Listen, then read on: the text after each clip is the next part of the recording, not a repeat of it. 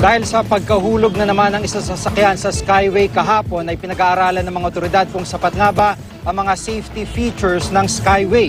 At hininalangang nakaidlip din ang driver ng SUV na sumalpok sa coaster na nahulog. Narito report ni Dano Tingkungko.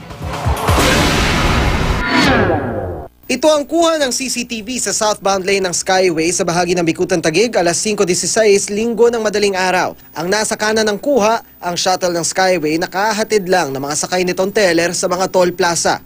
Ang nasa likod naman ng coaster, isang itim na SUV. Pagpihit ng kamera, pagmasdan ang bandang gitna ng Skyway. Biglang nagpalit ng lane ng itim na SUV, tinutukan ng shuttle at ganap na itong binangga sa likod. Nawala ng kontrol ang SUV at shuttle, nagpagewang-gewang ng lane at pagdating sa pinakakanang lane, tuluyan ng nahulog sa ibabang kalsada ang shuttle habang ang SUV naiwan sa ibabaw. Base sa timestamp ng CCTV, 7 segundo lang tumagal ang buong pangyayari. Hindi ito ang unang pagkakataong may nahulog na sasakyan mula sa Skyway.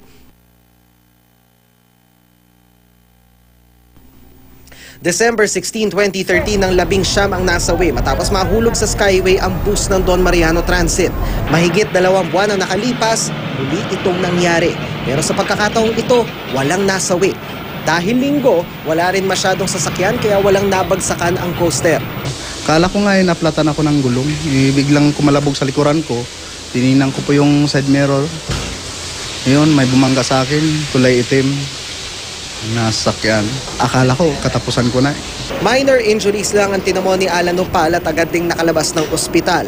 Ayon sa inisyal na investigasyon ng Skyway Traffic and Security Management, posibleng nakaidlip ang driver ng SUV na si Rax John Ereste. Iniimbestigahan pa ng pulisya si Ereste at 7 pasahero ng SUV.